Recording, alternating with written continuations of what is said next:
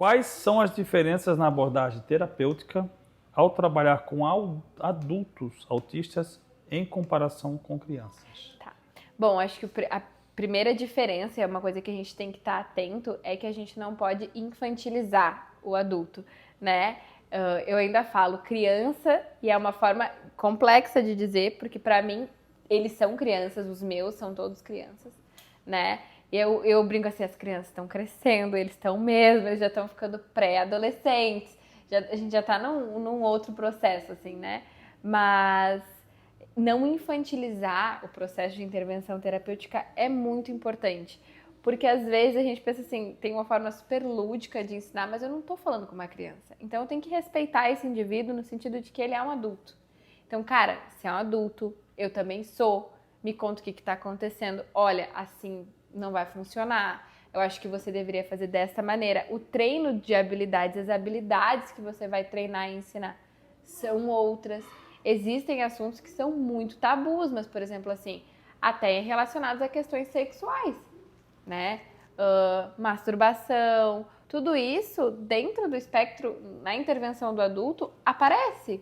E a gente precisa olhar para isso porque a gente está falando de um adulto, ele tem hormonalmente necessidades. Então, direcionar no sentido de qual o momento adequado, qual a forma adequada, o que é adequado quando você se aproxima de alguém do sexo oposto. Você pode abraçar muito apertado, você pode ficar muito tempo abraçado, as pessoas acham estranho. Então, assim, são pequenos pontos que a gente precisa fazer de ajuste e a gente precisa olhar para a situação, como se a gente estivesse tratando um adulto mesmo, né? Então, é falar de uma forma mais... Senão ele vai achar que aquilo é uma coisa normal. Normal, exatamente. Então, tudo isso precisa ser sinalizado e conversado. E muitas vezes as coisas que acontecem não são com maldade nenhuma. Existe muito, pelo contrário, uma extrema pureza dentro do processo. Então, é estranho porque só gosto de você e tô te abraçando. Mas para os outros, essa tomada de perspectiva que não existe. Ou que se tem de uma forma muito pobre. Então, eu vejo as coisas dessa forma. Então, eu tenho uma imagem que é um 6 e um 9. Duas pessoas. Uma é um 6. Para mim é um 6. Para cá é um 9. Vai depender de onde a gente está olhando. Isso é tomada de perspectiva. Se estivesse aqui um 9, para mim seria um 9, para você seria um 6. Né? Então, essa coisa de para mim é um 9, você vai dizer, não, é um 6. Não, é um 9. É uma dificuldade de perceber que o outro tem outra perspectiva. Ele enxerga de uma outra forma. E isso é uma forma concreta da gente falar. Agora, a gente está falando de questões emocionais, sentimentais, como isso vai impactar o outro. São leituras muito mais sutis e difíceis de realizar. E isso está muito ligado, por exemplo, a funções executivas, do desenvolvimento, que são habilidades, né, importantes que a gente trabalha com as crianças desde pequena para facilitar esse processo do adulto. Então, acho que a principal diferença está aí. Você tem muito adultos? Não tenho. Eu tô crescendo junto com eles, né, na verdade. Eu não tento pular etapas porque eu acho que o que acontece? Se você é especialista em muita coisa, você acaba se transformando em especialista em coisa nenhuma, né? Então, é uma máxima que eu tenho. Então, eu tento sempre saber o máximo possível da fase que eu tô. E os meus meninos estão crescendo comigo, né? Eu tenho algumas meninas, mas eles estão crescendo comigo. Então, eu estou aumentando o meu leque de expertise conforme eles estão crescendo e me trazendo demandas. Então, essas demandas emocionais, de paixão, tudo isso está surgindo. Eu já estou começando a estudar, mas eu ainda não cheguei, por exemplo, em sexualidade, que é uma coisa que eu sei que lá na frente eu vou precisar estudar. Qual é a média de idade deles? Os seus meninos e suas meninas? Assim, eles estão de 5 a 13 anos 13. Hoje. Uma idade boa. Uma idade boa, Então, assim, eu tô junto com eles dentro desse processo. E eu sei que mais pra frente eles vão precisar de mais coisas. E talvez não seja só a minha expertise que vai trabalhar com isso, porque chega num ponto que essas crianças elas precisam de psicologia clínica infantil ou psicologia clínica juvenil, vamos dizer assim, né? Que é um psicólogo mesmo para ter um momento ali de escuta, de fala ativa, de entender a situação, e aí é uma intervenção diferente, né? Então, tudo vai mudando ao longo desse processo. E eu estou entendendo essas mudanças junto com as crianças. Então, cada ano que passa, eu me preocupo em estudar mais coisas em relação à idade que eles estão chegando.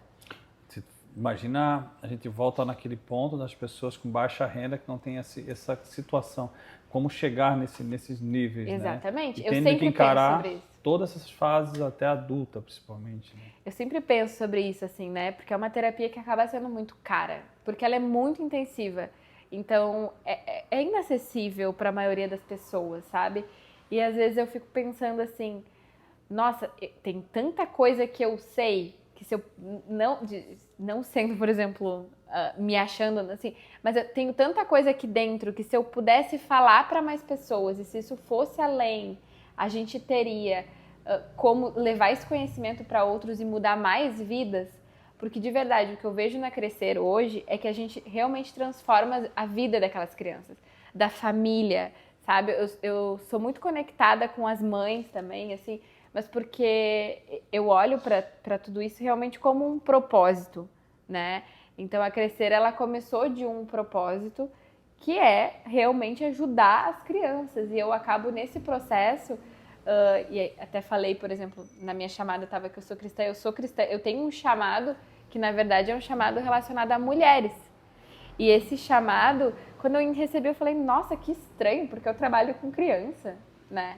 E aí depois, quando eu me vi mãe, eu entendi que, na verdade, sim, o meu chamado ele é completamente para mulheres. Porque não existe nada que eu faça para um filho de alguém que eu não esteja fazendo diretamente para uma mãe. Exatamente. Não existe nada. Nada. Pro pai também, tá? Pro pai também, pro pai também, tá? eu sei. Por favor. Mas é que na verdade... Adoça assim, a boca do meu filho que você adoça a minha boca. Exatamente. Então, assim, acho que para as mães que elas estão mais ativas no processo. Sim. Porque existe até pesquisas que falam disso, né? As mães ficam mais ligadas ao cuidado direto do filho e o pai vai para o mercado de trabalho, quando ele participa do processo, né? Porque às vezes os pais não participam, a realidade é essa. Não suportam tudo que o processo diagnóstico, tudo que as mudanças, todas as dificuldades trazem, o homem acaba não suportando algumas vezes, né? E a nossa realidade é uma realidade de que nas nossas salas de espera dificilmente tem um pai sentado. Sério? É muito mais uma mãe. Olha, eu vou defender alguns pais, como eu, por exemplo. Não, exatamente. E olha que bom.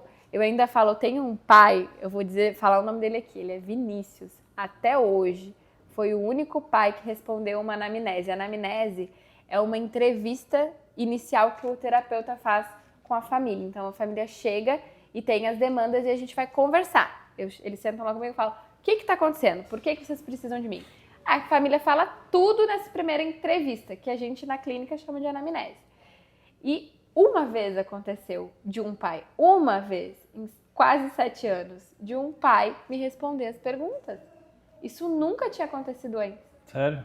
Nunca. E agora eu até falei, né? Quando a minha filha começou as terapias, ela faz terapia lá na clínica, né? Tá quase de alta já. E quando ela começou as terapias, o meu marido respondeu também. E eu fiquei muito orgulhosa, porque eu falei assim, nossa, até hoje... Como os homens estão mudando? Então. Na história da Crescer, a gente teve 2 entrevistas iniciais preenchidas por pais. Né? E isso é um dado importante, assim, né? Então, quando a gente fala da sobrecarga materna, é uma coisa que pega pesado, porque a gente tem mães muito sobrecarregadas com os cuidados, né? E eu me vejo muito linkada a esse chamado mesmo, assim, né? De conseguir transformar a vida dessas crianças para que essas mães tenham as suas vidas transformadas também, fiquem mais tranquilas em relação ao processo do desenvolvimento dos filhos delas.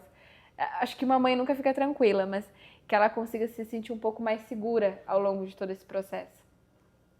Que bom, que bom. Mas eu não vou puxar farinha pro meu... Tá jóia.